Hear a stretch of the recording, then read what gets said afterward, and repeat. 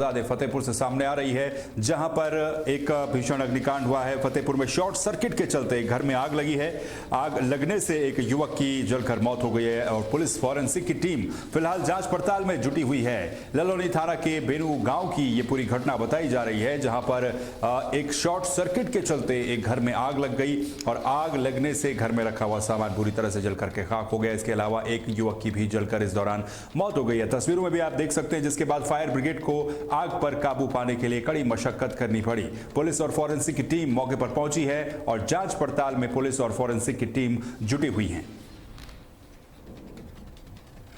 ग्राम Bennu थाना ललोनी में पति पत्नी की अज्ञात कारणों से लगी आग से जलकर मृत्यु हो गई।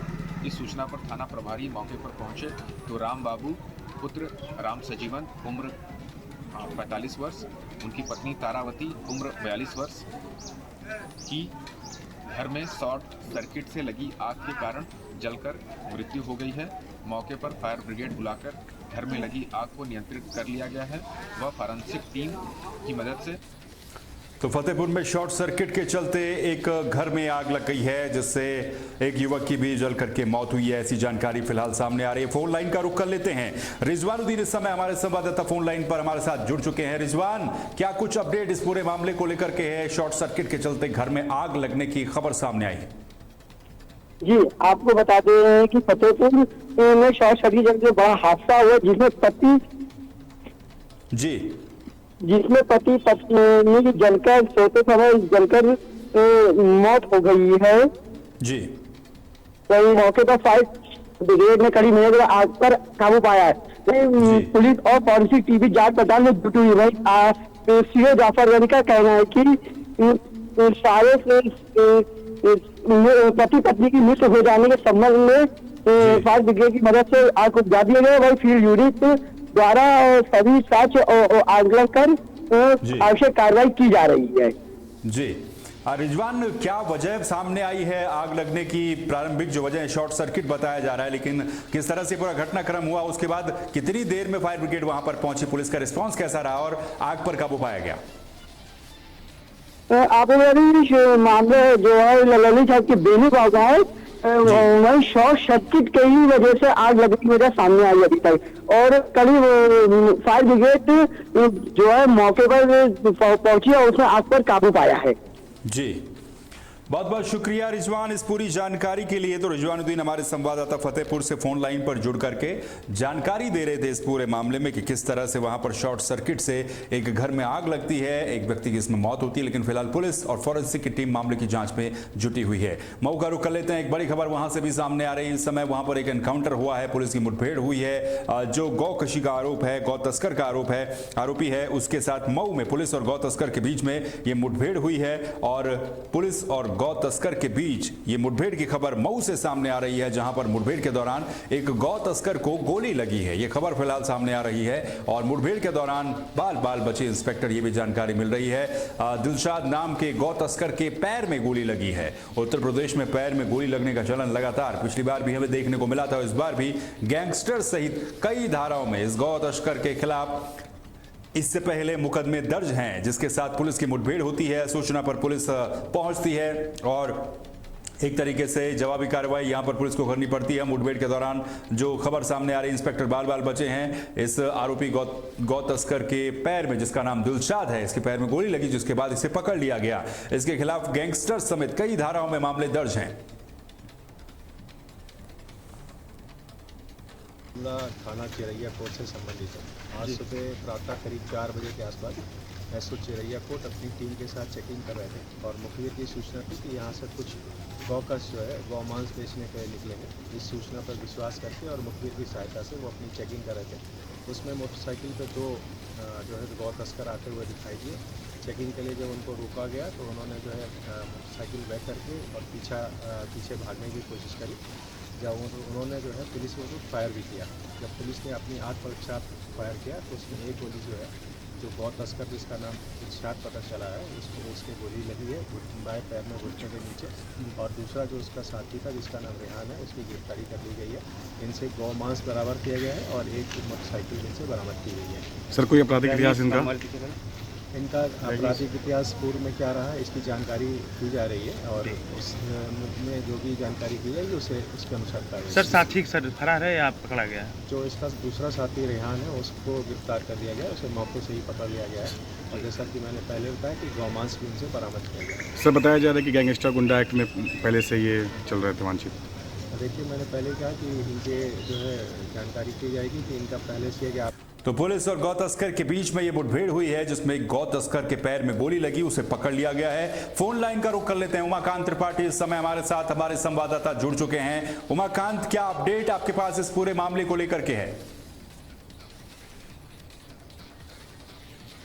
तरह से योगी सरकार गौ तस्करों के खिलाफ अभियान चला करके पकड़ने का काम कर रही है। उसी के क्रम में मऊ जनपद के चिरैया कोट में गौ तस्कर और पुलिस के बीच मुठभेड़ हुई।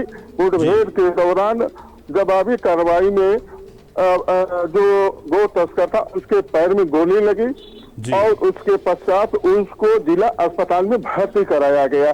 अगर देखा जाए तो जिस तरह से उत्तर प्रदेश सरकार गौ तस्करों के खिलाफ अभियान चला करके उनको रोकने का कोशिश कर रही है, तो उसी क्रम में ये भी मानने को तैयार नहीं है। लेकिन ये तो उत्तर प्रदेश में योगी की सरकार है और योगी की सरकार में इनके पे लगाम लगाना तो 100% तय है। जी, जिस तरीके से कई जगहों से तस्वीरें सामने आ रही हैं लगातार, क्योंकि पुलिस इसे ऑपरेशन लंगड़ा भी नाम देती है। उमाकांत, ये भी आपसे जानना चाहेंगे कि किस तरह के आरोप इस जो आरोपी पकड़ा गया इसके ऊपर पहले से दर्ज थे, किस तरह के मुकदमे दर्ज थे? आपको बता दें कि जिस तरह से ये गौ तस्कर के ऊपर अभियान चला रहा, इसके ऊपर गैंगस्टर के तहत और कई दर्जनों मुकदमे इसके ऊपर दर्ज है। इसका एक सहयोगी भी था जो भागने के चक्कर में था, लेकिन पुलिस ने उसे भी गिरफ्तार कर लिया है। तो ये कहीं ना कहीं ये भी डर बना रहता है कि इस समय नवरात्र का त्योहार चल रहा है, कहीं ना कहीं इसका दुरुपयोग करते हैं तो हमारे ये दुर्गा पूजन में व्यवधान भी डाल सकता है। इसको लेकर के प्रशासन बहुत सतर्क है। जी बिल्कुल, बहुत बहुत शुक्रिया उमाकांत इस पूरी जानकारी के लिए। तो उमाकांत हमारे संवाददाता इस पूरे मामले में जानकारी दे रहे थे। गौ तस्कर को पुलिस ने पकड़ा है, मुठभेड़ के दौरान इसके पैर में गोली लगी है और इसके बाद इसे पकड़ लिया गया है। इस पर पहले से भी कई मामले दर्ज बताए जा रहे हैं। बांदा का रुख कर लेते हैं। एक बड़ी खबर वहां से भी सामने आ रही है जहां पर एक नहर का उद्घाटन किया गया है जल शक्ति राज्य मंत्री के द्वारा, और इसकी पूरी जानकारी मैं आपको दूं तो जल शक्ति राज्य मंत्री ने इस नहर का लोकार्पण किया है। 2 साल में बनकर के ये नहर तैयार हुई है और 2 करोड़ 70 लाख रुपए की लागत से ये केन प्रखंड की जो नहर है ये बनी है। जल शक्ति राज्य मंत्री ने इसका उद्घाटन किया है। 2 करोड़ 70 लाख रुपए की लागत से ये केन प्रखंड की जो नहर है इसका निर्माण किया गया है और इसकी कुल लंबाई 30 किलोमीटर के आसपास बताई जा रही है, जिसका लोकार्पण किया गया है। नहर बनने से करीब 1000 हेक्टेयर भूमि की सिंचाई होगी। लोगों को सिंचाई के लिए दिक्कतों का सामना नहीं करना पड़ेगा। तो रामकेश निषाद जो कि राज्य मंत्री हैं, जल शक्ति राज्य मंत्री हैं, उनके द्वारा इस नहर का लोकार्पण किया गया। करीब 30 किलोमीटर लंबी यह नहर है जिसकी लागत 2 करोड़ 70 लाख रुपए बताई जा रही है। 2 करोड़ 70 लाख की लागत से 30 किलोमीटर लंबी यह नहर बनाई गई है जिसका लोकार्पण उनके द्वारा किया गया है। 1000 हेक्टेयर भूमि की सिंचाई इस नहर के बन जाने से होगी और 2 साल में ये पूरा प्रोजेक्ट बनकर के तैयार हुआ है। आज अलोना पंप कैनाल जो 1968 में बनी थी, लेकिन जो इन 5 दशकों में प्रदेश में विभिन्न दलों की सरकारें रहीं, उन लोगों ने यहाँ के किसानों की समस्याओं पर कोई ध्यान नहीं दिया। उत्तर प्रदेश सरकार के यशस्वी मुख्यमंत्री आदरणीय योगी आदित्यनाथ जी के नेतृत्व में प्रदेश की सिंचाई व्यवस्था जिस तरह से सुदृढ़ हुई और यहाँ के सिंचित क्षेत्र के एरिया को बढ़ाने का लगातार सिंचाई के माध्यम से कार्य चल रहा है। इसी तरह अलोना पंप कैनाल जो 1968 में बनकर के तैयार हुई थी, लेकिन वो चल नहीं पाई थी किन्हीं कारणों से। आज पिछले वर्ष इसके जीर्णोद्धार की परियोजना स्वीकृत हुई थी जो 2 करोड़ 70 लाख के लगभग थी। आज उस परियोजना का लोकार्पण हुआ है। निश्चित रूप से यहाँ के जो क्षेत्र के किसान हैं, यहाँ अलोना, खपटिया, पपरेंदा और निबाइच, पिपरहरी, पलरा ऐसे लगभग 1000 हेक्टेयर के आसपास सिंचन क्षमता बढ़ेगी और लोग इससे लाभान्वित होंगे। इसी तरह पूरे बुंदेलखंड में जो सूखा रहता था, यहाँ पर तमाम ऐसी परियोजनाएं जो लंबित थीं, किसी कारणवश बाधित रही हैं, पिछली सरकारों ने ध्यान नहीं दिया। उनमें जैसे हमारे अर्जुन सहायक परियोजना, दौलतपुर पंप कैनाल और कनवारा पंप कैनाल, सबके जीर्णोद्धार की परियोजना बनकर के तैयार हुई है और यहाँ के क्षेत्र के किसानों के लिए समर्पित हुई है। बुंदेलखंड में जो किसान केन बेतवा लिंक परियोजना के माध्यम से यहाँ वहीं अमरोहा से बड़ी खबर सामने आ रही है, जहां पर अमरोहा में एक एक्सीडेंट हुआ था, उसके मामले में एक अपडेट सामने आया है। इसमें घायल युवक को अस्पताल में भर्ती करवाया गया था, जहां पर इलाज के दौरान उसकी मौत हो गई और परिजनों ने जमकर हंगामा किया है। साथ ही परिजनों के द्वारा कई तरह के आरोप अस्पताल प्रबंधन के ऊपर लगाए गए हैं। अमरोहा से खबर है, जहां पर मंडी धनोरा क्षेत्र में हुए एक्सीडेंट का यह मामला है। परिजनों का आरोप है कि डॉक्टर ने 2 लाख रुपए लिए थे ऑपरेशन करने के लिए, ऑपरेशन किया गया, लेकिन उसके बाद भी युवक की मौत हो गई।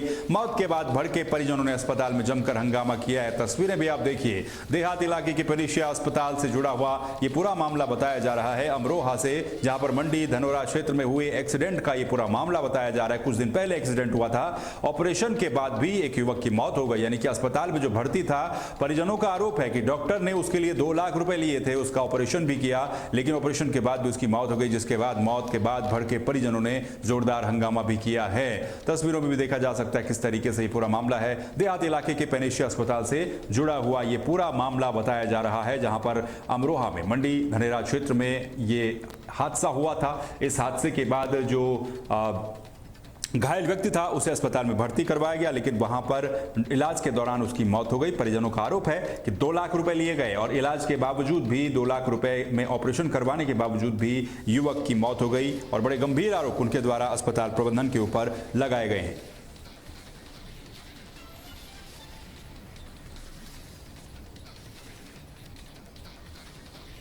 ब्रेकिंग न्यूज में फिलहाल के लिए बस इतना ही। बाकी खबरों के लिए आप बने रहिए तहलका डिजिटल के साथ। नमस्कार।